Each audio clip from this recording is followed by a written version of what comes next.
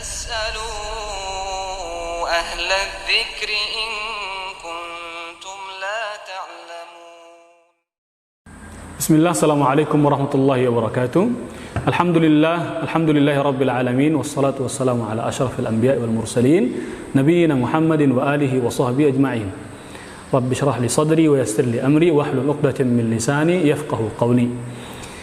Anak-anakku yang dimuliakan Allah Subhanahu wa taala, santriwan dan santriwati kelas 2 MTS Pondok Pesantren Ibadur Rahman, yang semoga Allah Subhanahu wa taala muliakan antum dan antunna semuanya.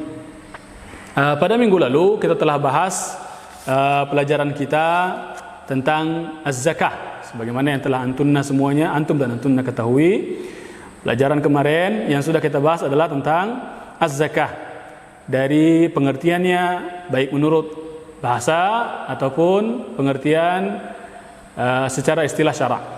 Kemudian setelah itu kita pelajari tentang hukumnya, kedudukannya, dan kapan ia diwajibkan. Setelah itu kita bahas juga sedikit menyinggung tentang hukum orang-orang yang mengingkari atau tidak menunaikan zakat sama sekali. Baik, anak-anak yang dimuliakan Allah Subhanahu wa taala, insyaallah pada kesempatan kali ini Ustadz akan membahas lanjutan daripada apa yang telah kita pelajari, yaitu sudah mulai masuk kepada pembahasannya. Jadi pada kesempatan yang berbahagia ini Ustadz akan menyampaikan tentang bahimatul an'am atau zakat pada hewan ternak. Sebelum masuk ke situ perlu kita ketahui harta-harta apa saja yang oleh agama, oleh Islam wajib untuk dizakatkan. Ya. Nah, para ulama mengatakan bahwasanya harta yang wajib dizakatkan oleh umat Islam ada 4 hal.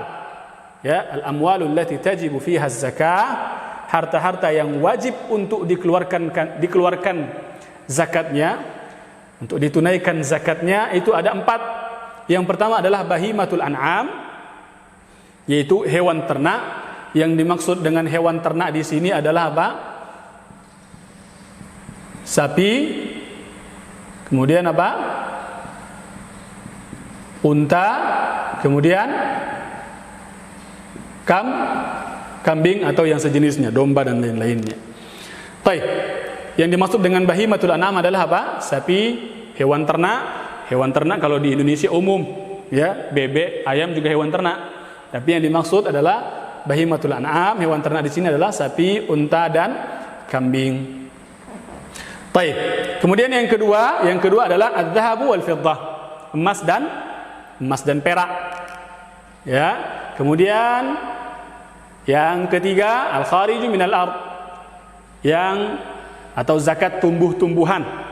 Ya. Zakat tumbuh-tumbuhan. Zakat tumbuh-tumbuhan di sini nanti ada syaratnya khusus, apa saja yang dizakatkan nanti insyaallah akan kita bahas. Kemudian urudut tijarah, ya, barang perdagangan. Baik. Ini yang akan kita bahas, atau harta-harta yang wajib dizakatkan adalah 4 macam harta ini. Tidak ada yang lainnya. Dan insyaallah yang kita bahas nanti insyaallah mungkin yang ringan-ringan saja, tidak berat-berat. Yang berat-berat nanti mungkin setelah antum lulus dari sekolah SMP dan SMA, nanti baru dibahas di kampus-kampus. Baik, yang kita pelajari di MTS ini yang ringan-ringan saja.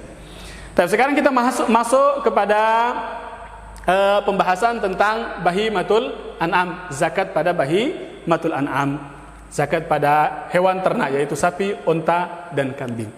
Yang kita bahas pada kali ini insyaallah ringan-ringan saja, yaitu ya seputar syarat wajibnya zakat pada bahimatul an'am.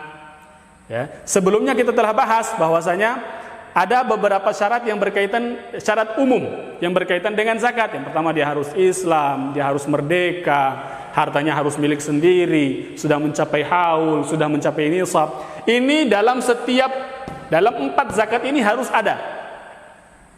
Ya, dalam setiap 4 harta ini harus ada 5 syarat yang kemarin yang kita sebutkan.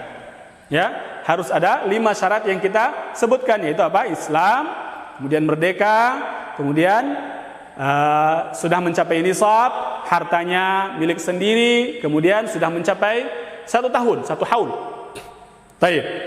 Selain 5 syarat umum itu, pada setiap harta ini ada syarat-syarat khusus.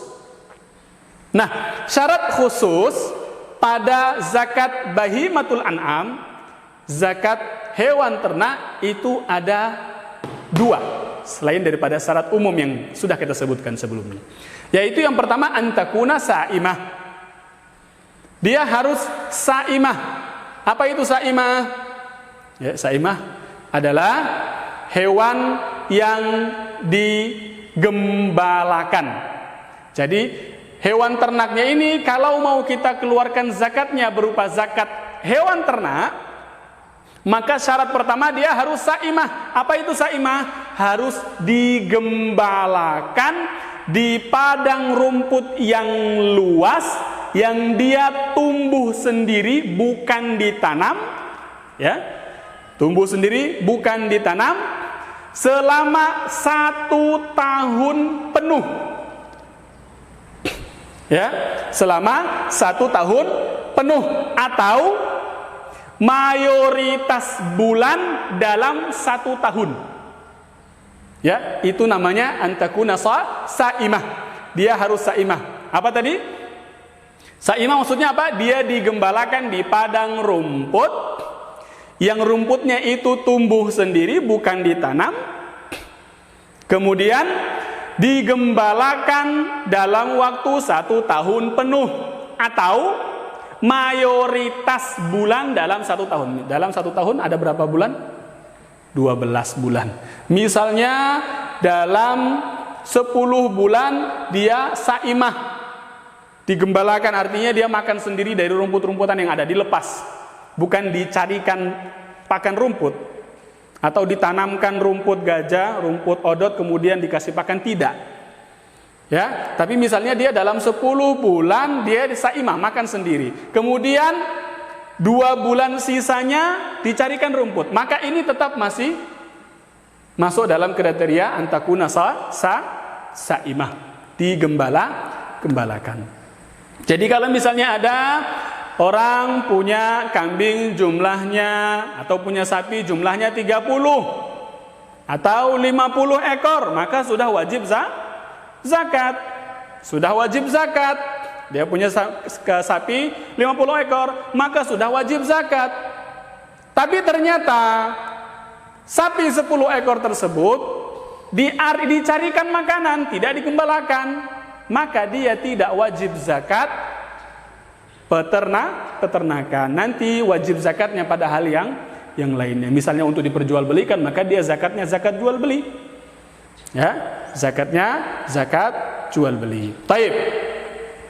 Syarat yang kedua, syarat yang pertama sudah dipahami, maka syarat yang kedua, antakuna mu'adatsan lil istifadati min albaniha wa nasliha.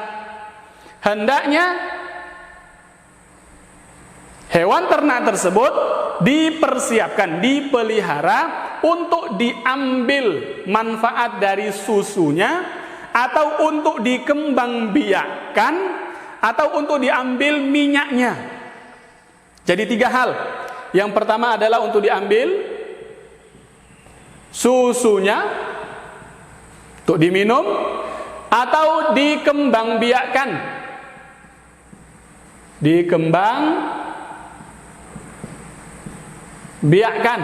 atau diambil minyaknya, minyak hewani, ya, diambil minyaknya.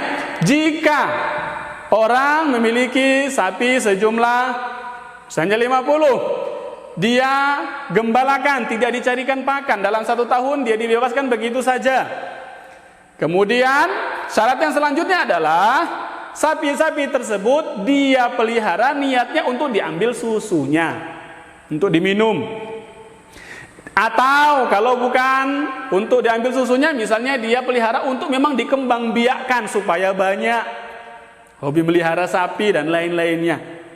atau diambil lemaknya nanti dijadikan minyak, maka yang demikian itu baru ada wajib zakat. Kalau misalnya untuk yang lainnya dia punya sapi 50 digembalakan di padang rumput yang luas, tapi ternyata sapi-sapi tersebut dia persiapkan, dia pelihara untuk menjadi sapi pekerja, misalnya jadi sapi keser.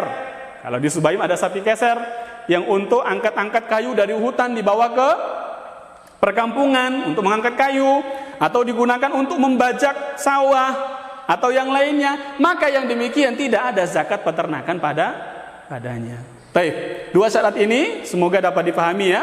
Kita bahas yang dua ini saja syaratnya dahulu. Insya Allah nanti di minggu yang depan kita akan bahas satu-satu nisab atau kadar terendah dari wajib zakat bahimatul an'am. Mungkin kita mulai dari sapi, onta, atau onta dulu, kemudian sapi, kemudian kambing, masing-masing nisab. Dan itu sedikit panjang dan sedikit melelahkan, maka yang pertama ini kita bahas yang ringan dulu ya. Jadi ingat, syarat wajib zakat pada bahimatul an'am ada dua. Yang pertama harus saimah, yang kedua dipelihara untuk diambil susunya atau dikembangbiakan atau diambil minyaknya. Itu yang dapat kita jelaskan pada hari ini. Wassallallahu ala nabiyyina Muhammadin wa alihi wa sahbihi ajmain. Walhamdulillahi rabbil alamin. Assalamualaikum warahmatullahi wabarakatuh.